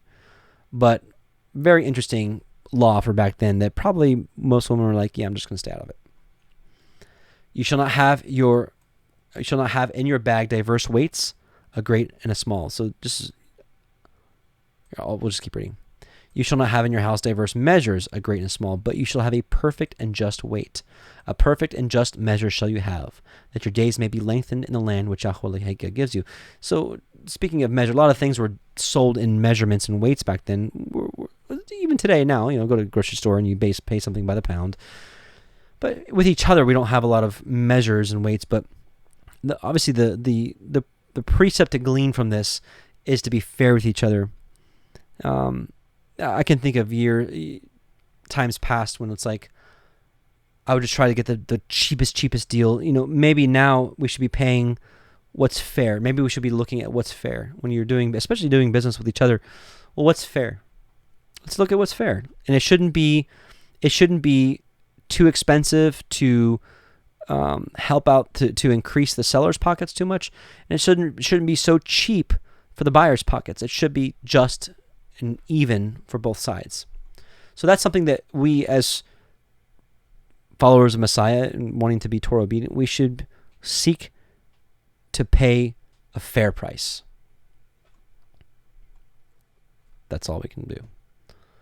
For all that do such things, this is the unjust measure, and do unrighteously are an abomination to Yahuwah. Remember what Amalek did unto you by the way, when you were come forth out of Mitzrayim, how he met you by the way, and smote the hindermost of you, even all that were feeble behind you, when you were faint and weary, and he feared not Elohim. Therefore it shall be, when Yahuwah has given you rest from all your enemies round about, in the land which Yahuwah gives you for an inheritance to possess it, that you shall blot out the remembrance of Amalek from under heaven, you shall not forget it. And therein is the end of our Torah portion today. I pray it was a blessing for you. Maybe a little bit longer one. Yeah, a little bit longer Torah portion today. But I pray it was a blessing for you. Let's pray, and then we'll do that's a lot of praise. I've said pray like 5 times in a matter of 10 seconds. Here's 6. Let's pray. Heavenly Father, Yahuwah Most High, we just come before you and bless you in Yahushua's name. And we thank you so much, Father, for all that you do.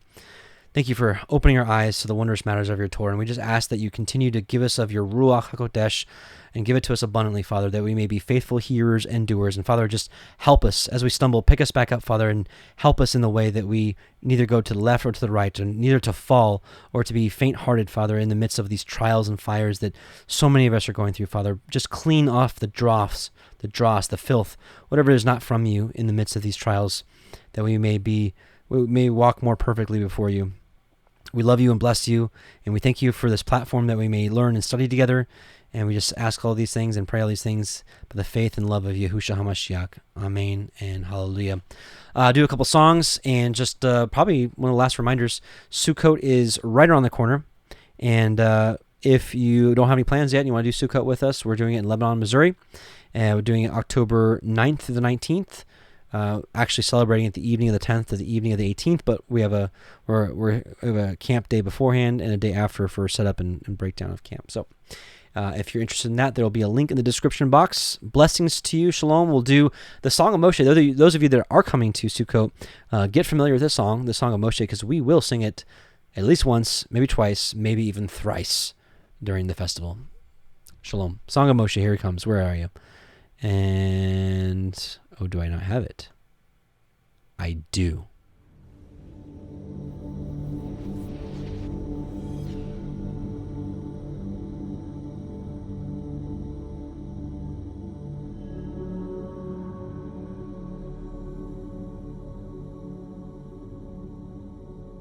I sing to Yahuwah, for he is highly exalted.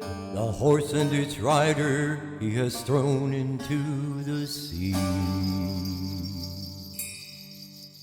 Yah is my strength and song, and he has become my deliverance. He is my El, and I praise him, Elohim of my father, and I exalt him. Yahuwah is a man of battle, Yahuwah is his name. He has cast Pharaoh's chariots and his army into the sea, and his chosen officers are drowned in the sea of reeds. The depths covered them, they went down to the bottom like a stone.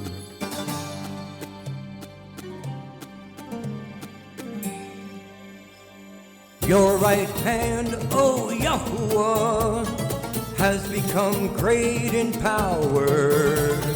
Your right hand, O Yahuwah, has crushed the enemy.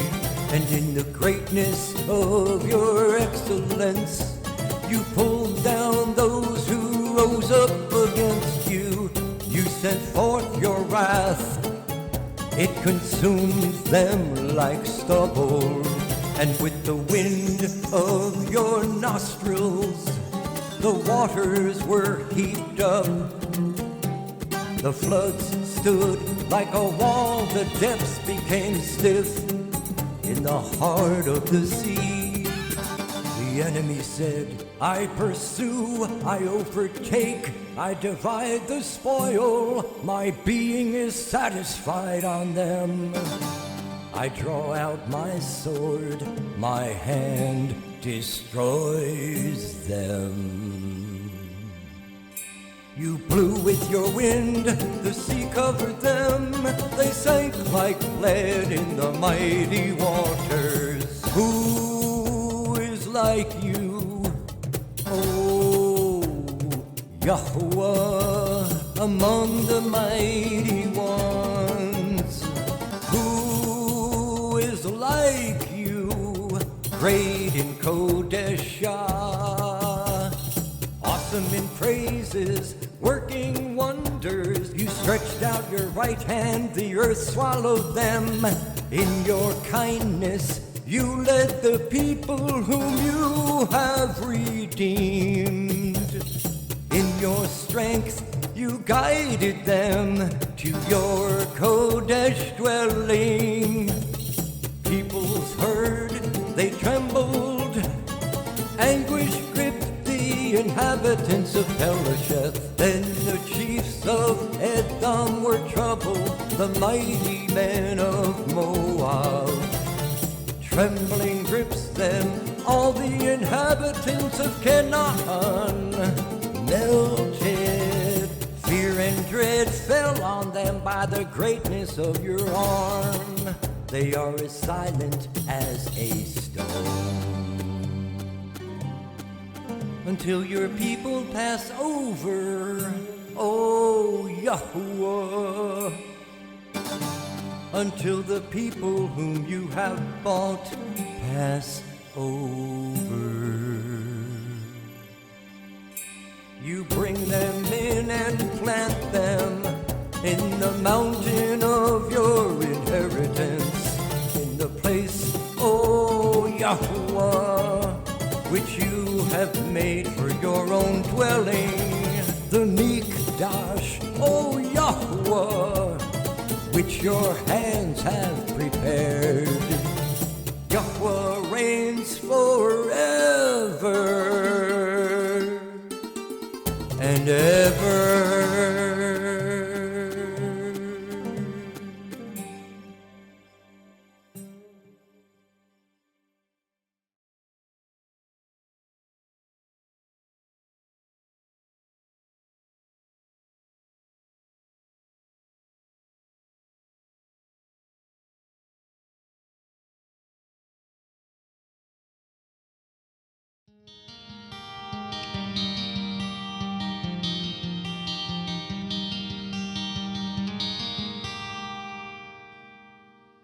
יברכך יחוה וישמרך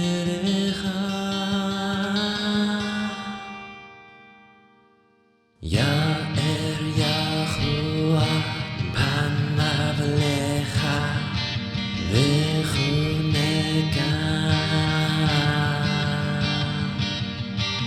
יישא יחוה פניו לך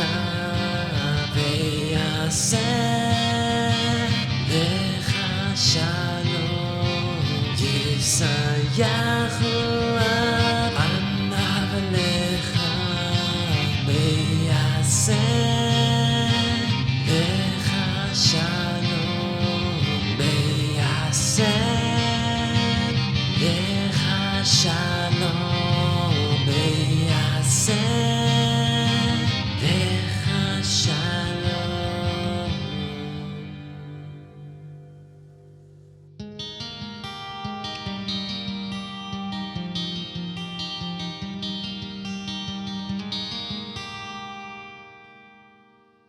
Yahuwah bless you and keep you. Yahuwah make his face shine upon you and be gracious unto you. Yahuwah lift up his countenance upon you and give you peace. Yahuwah make his face shine upon you and be gracious unto